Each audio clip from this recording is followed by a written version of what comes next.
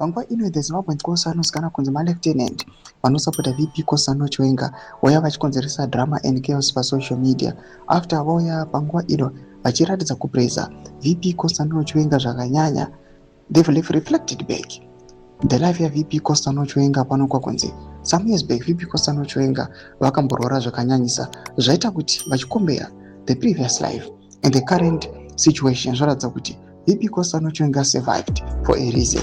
Sara pena mashuka mudanyingwa panguva ino inoba subscribe or like on the bell icon. Timida pa the Zimbabwean Kosano poster these pictures amuri kuona anozikanwa neruzhinji vachiti God save the General Chiwenga to save Zimbabwe from Zvigananda.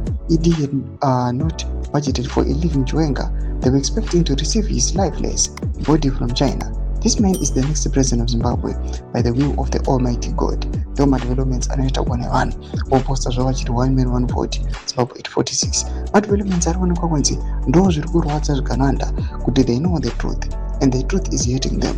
They know VP Kosano Chiwenga is survived attacks recently. Tanzania Lin ATAURA some of the budgets dzakadzabudiswa the assassinate asanyatoinana VP Kosano Chiwenga but it failed.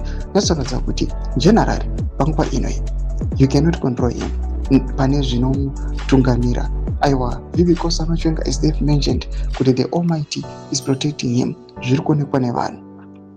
Madevelopments ari kuda panguva ino panonyatsoonekwa kunzi kunyange Zvigananda zvionekwa kunzi zviri so powerful and they have captured the state nekuda kwemari pamwe chete nemaresources avari kuoffer to the people.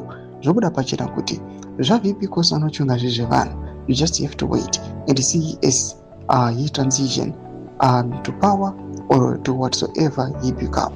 Pena kuma section medu muzahura muri kudi pamusoro pechitiko ichi musawana subscriber kulike pamwe chete nekutina on the bell icon.